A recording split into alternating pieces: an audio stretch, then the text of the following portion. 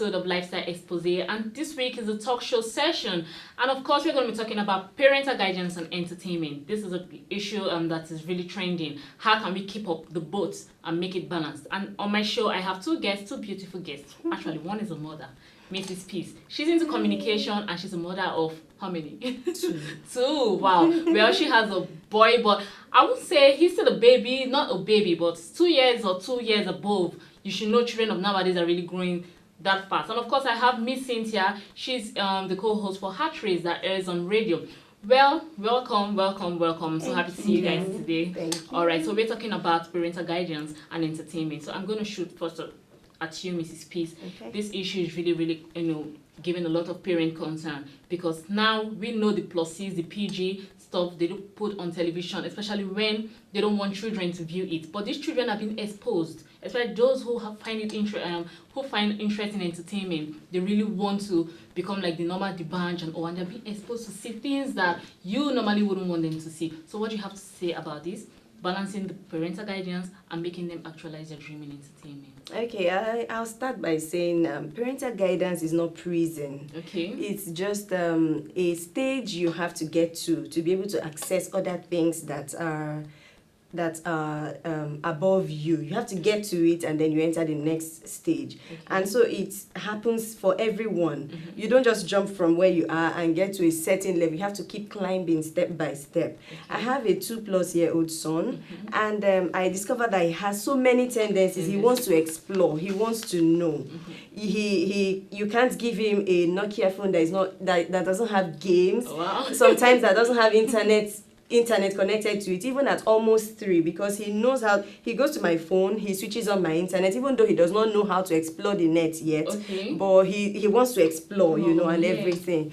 So I can't leave him to himself. He's still a child. I grew up under the tutelage of parents, and they did not leave me to myself. They had to guide me until I got to a certain age where they knew, oh, okay, fine, this person can function on her own. Okay. And so I'm not going to leave my child to just, go explore the world on his own at that age. So he needs to get to like a 13 to know what 13-year-old people know. But if he comes to know what 13-year-old people know before he gets to 13, I still am his mother. I should be able to say, okay, fine, you know this, but then parental guidance is get to this age before you can cross to the next level. So you just have to hang in there, Yeah. Okay, well, Miss Cynthia, I'm going to shoot at you now, since you're the co-host for Heart Race, and I know your program also passes a message of morality. Now, how are we going to balance this stuff, entertainment and parental guidance?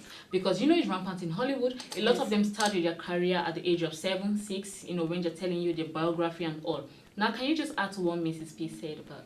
Okay, actually, not experienced, I'm not a mother, but I could actually basically focus on the Nigerian entertainment industry. I believe, unlike on Hollywood, they have some classifications. I believe the Censorship Board of Nigeria should actually, classify their content more than they are doing right now. Because most kids, because they have the aim of making money and, being aware, creating an awareness, they actually, reduce the classification of content, entertainment. For example, most of the time, they actually expose their kids to, it's only DSTV that has this remote control, that has, parental guidance and restrict your child. But other platforms, other stations, TV stations do not have, they play all kinds of entertainment, all kinds of songs. They don't have restrictions, I believe the Nigerian board, censorship board, or the Nigerian industry should actually classify, their content more often. Okay. Yeah. All right. Now I'm going to ask those questions, but I'm going to go with Cynthia first. Do you think, let me just say, our kids should, get involved in the entertainment industry early? Because now we know that once you're involved in this industry, most of the time you have to work at night. Most of the time you have to sacrifice your nights, because it's mostly nights they do have events. You hardly see events or maybe hear about any event going on during the daytime. We have industry nights, we have nights that maybe each artist have to perform. We have red carpets, we have a lot of award nights and all. So these kids, we have to always be there. So what do you think? This kid is going to school, and he is also sacrificing his nights. Do you think he's really encouraged in this part of the world? Well, I think we can't stop kids of these days, unlike, kids of those days that we find difficult to actually enhance. More kids are enhancing, they are just going far. But I would advise that in as much as they have that talent, I believe in every aspect of our life, we should have some certain phase of our life. And I believe if a child is in the present phase, we should communicate with the child, have a relationship with the child, and tell the child that, okay, this is the phase you are in, and by the time you pass this phase, we can actually encourage you to the next phase. And I believe when they're in that next phase, for example, when maybe they're going to industry night, I believe parents should actually, encourage their child, remind them of the values they once had, the positive values, remind them of who they are. If they know who they are, in as much as their parents are not absent in whatever industry night they go for, they understand where they're coming from, they understand the value, they have. So that's my contribution. Okay, now I'm going to ask you, because I'm already seeing you already making expression. She's already thinking, oh, my son is going to be out tonight. Now, as a mother, your son is out at night. Will you be able to sleep? Won't you be worried? What is he or she doing at night or something? Okay, let me take it from this angle. I will be the last person to stop my child from exhibiting whatever talents and giftings that God has blessed him with. Okay. And having said that, I believe that everything, like she has said, is in phases. I believe my child should get an education first. Okay. And I wouldn't want my child to drop out of school, to pursue a certain career. I would encourage the child, because I understand talent. It's something that you were born with. It's something that, if nurtured, can shoot you higher than the one who left school, to pursue that certain career, because it's a balanced thing. I want to use someone like Netusi as example.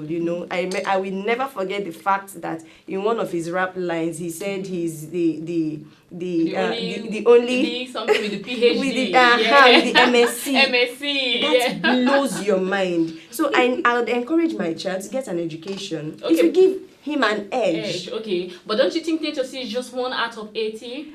Yes, and that's why we should start early.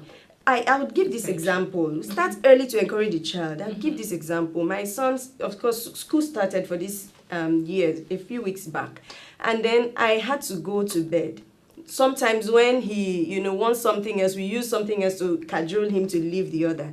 And so most times it's daddy's laptop, he's watching games, he's watching maybe some cartoons on daddy's laptop. And then I had to go to bed early, only for me to wake up about 12:30 a.m. And then I heard cartoon, in the sitting room.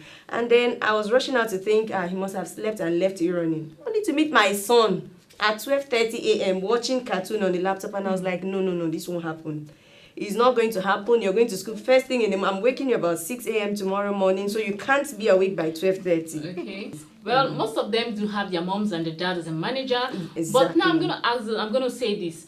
We talked about Nitosi being on an MSc, holder. But now, most of these musicians, Davido and the likes of them, if you look deep into their family, most of them are educated. Yeah. Maybe they are just the only one. And in Nigeria, we take it as black sheep of the family. Yeah. Or maybe this is the black sheep that really made the family very proud. But now, do you think that we can be able to still retain our culture if mothers have mind like you that just want to allow their son to actualize their dreams without being, it affecting? Because looking at it now, kids who go into this industry, I won't lie to you, let's just tell ourselves the truth. They don't think of school anymore. Many of them said, I'll go back to school and they end up not going back. Yeah. So it's not. It might be easy now that because you think he's still a baby, you can sit tell him to do one or two things. But when he or she have his own mind of her own or his own, when the money kids, just imagine I'm inviting you for a show and you're paying 10 million.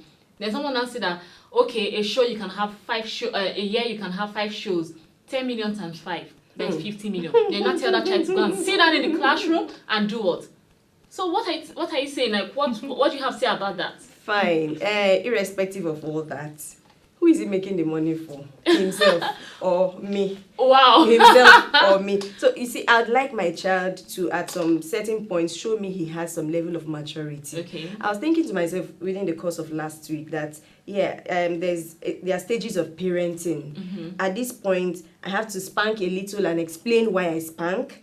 And then at certain ages, we'll just have to sit down and talk. When I know this child understands what I'm saying, we sit down, we talk. And then while we talk, I can tell how matured my child has gotten. And that would help me discover how to talk to him, how to advise, how to encourage. It's no more, I can't spank anymore. Or else somebody would, and I wouldn't want that. So at certain stages, we improve our parenting styles. And so when I get to that stage where we have to talk, I need to understand that this child understands where he is at this particular time. Okay. And then I can give advice based on that level That of, level.